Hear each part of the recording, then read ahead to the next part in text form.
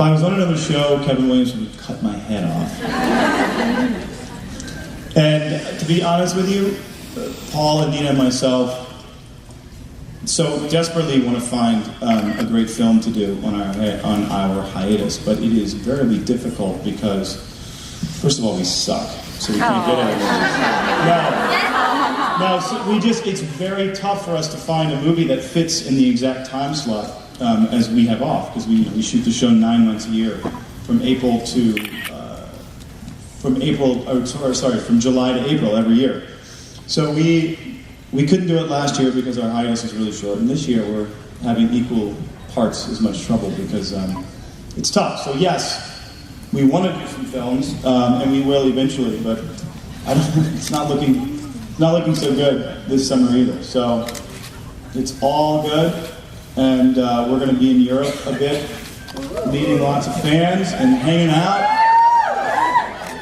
and just resting a little bit, because it's whatever people think, I would never complain. You would never find me complaining. But it is a lot of work to shoot this show. We shoot 185 days a year. Wow.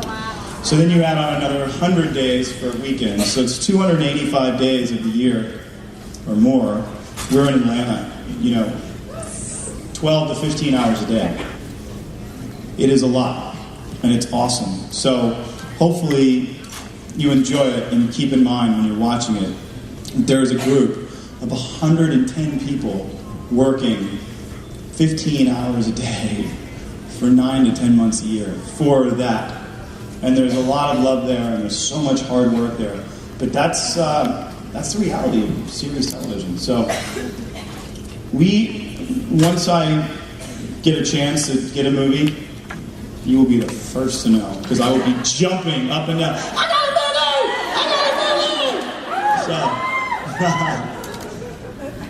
movie! They're not. My favorite animal, Cat. That's a hard question. She's looking at me smiling like, that's a hard question. Because I truly, and this is going to sound kind of cliche, I couldn't choose. They're all so important to us. I love them all. Furry, scaly, slimy, hanging from trees, barking at people, peeing on tires, scratching couches, whatever it is. I am so in love with all of them. And if you really look a little deeper into the eyes of an animal, whatever it is, you realize that they have their own thought processes. There's something in there that's looking back at you that has the capacity to feel compassion, love, fear, hatred even.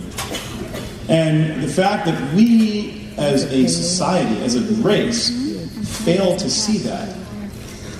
It's a gray area because we have food sources that we have to, grapple with. But the fact that we, as a race, as advanced as we are, fail to see that, I implore every one of you to look at yourself in the mirror and ask, how is that possible?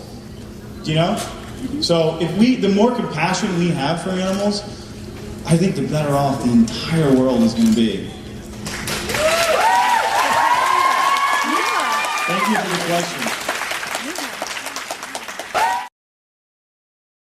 Advice from me is the worst thing you could ever want. What is that? No. It is a strange business, and I am sort of the wrong person to ask by virtue of the fact that I started really, really young. And I would say, because I get people that ask me that all the time, especially people in their teens, the most important thing, first of all, get an education. You know what I mean? Without it, we're all screwed. We really are. We need them first.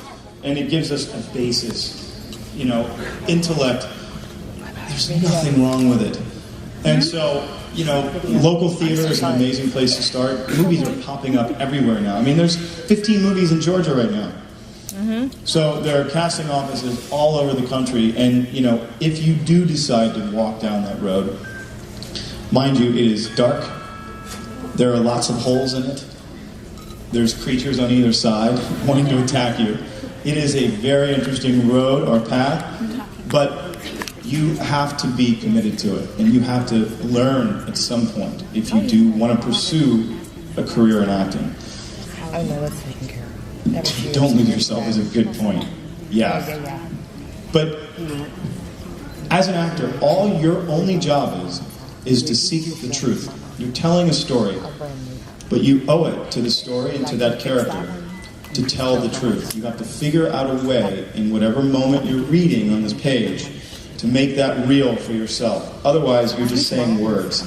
And we see that all the time in film and television, and it's truly disheartening because there are so many actors out there that understand that.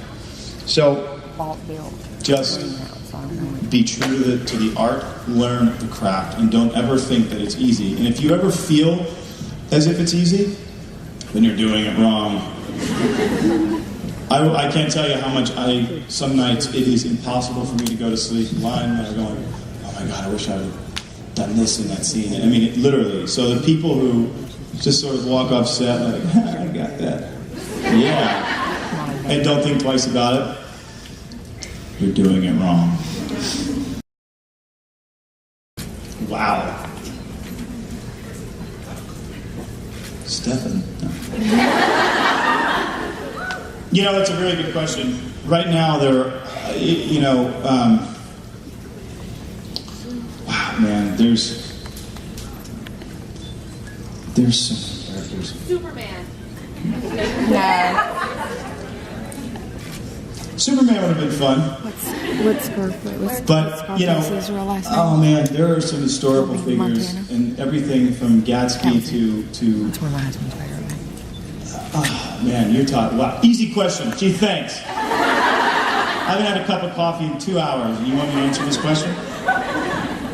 You know, to be honest with you, right now I am desperately in search of a role in which, in complete opposite of Damon, I love seeing the underdog in stories. I love seeing someone... Yeah! I love seeing someone come into their own, to see a shift, to see an arc of them learning something in their lives, coming from a lower place and finding a higher one. Because I think that a lot of us feel like that in life, a lot. And when you look at the triumphs and the struggles of most of the people that we in this room admire and adore and respect, there's a similar story. If you really look at history, all the people that really succeeded, and I don't mean success by monetary means, I mean success through life. So I couldn't tell you what character that would be, but right now I am in desperate search of finding a character who really grows throughout the course of a film. I experience it every day with Damon. Poor guy. You know, and it happens quickly, because life happens quickly, changes happen quickly, and they're very definitive, and they're really amazing to see. So hopefully, if I don't suck too badly, at some point I will get that film, and you can critique me till the cows come home. You know, to be honest with you, that is a funny question. That was about as impromptu.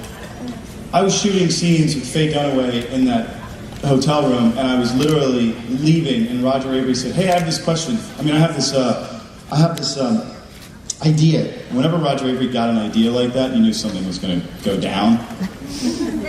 And all of a sudden, I see them wheeling in these huge, we're at the top floor of the Ritz-Carlton in Marina Del Rey.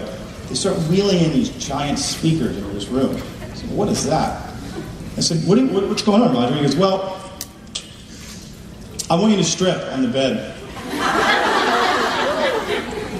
Haha, I thought he was joking. I tried to leave. He goes, no, I'm serious. Are you kidding me? Long of it is, he wanted me to jump on the bed and take my clothes off. And I said, wow, okay.